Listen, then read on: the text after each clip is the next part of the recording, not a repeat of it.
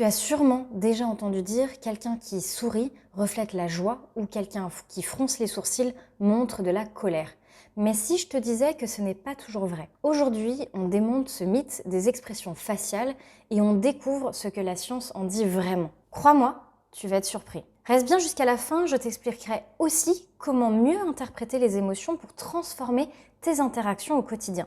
C'est parti. Commençons par l'origine de cette idée. Les travaux de Paul Ekman dans les années 70 ont popularisé l'idée qu'il existe des expressions faciales universelles.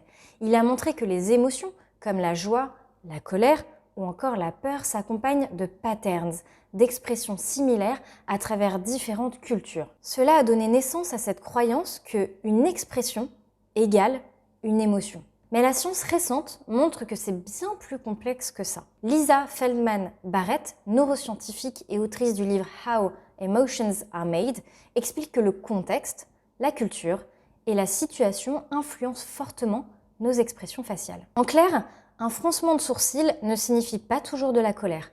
Prenons par exemple un athlète qui gagne un match qui peut avoir une expression qui ressemble à de la rage. Sourcils froncés, bouche ouverte, mais en réalité, il est fou de joie. D'autres études confirment ces nuances. Jack, Garrod et Skins ont montré que les expressions varient selon les cultures. Une même émotion peut s'exprimer de manière totalement différente, brouillant cette idée de correspondre automatiquement entre une expression et une émotion. Et dans la vie quotidienne, les exemples ne manquent pas. Un sourire peut être sincère ou simplement une politesse, comme quand tu croises un collègue dans le couloir. La tristesse, certaines personnes préfèrent ne pas la montrer, surtout en public. Leur visage reste alors impassible, mais à l'intérieur, elles ressentent une profonde émotion. Tout ça pour dire que nos visages ne reflètent pas toujours notre état intérieur.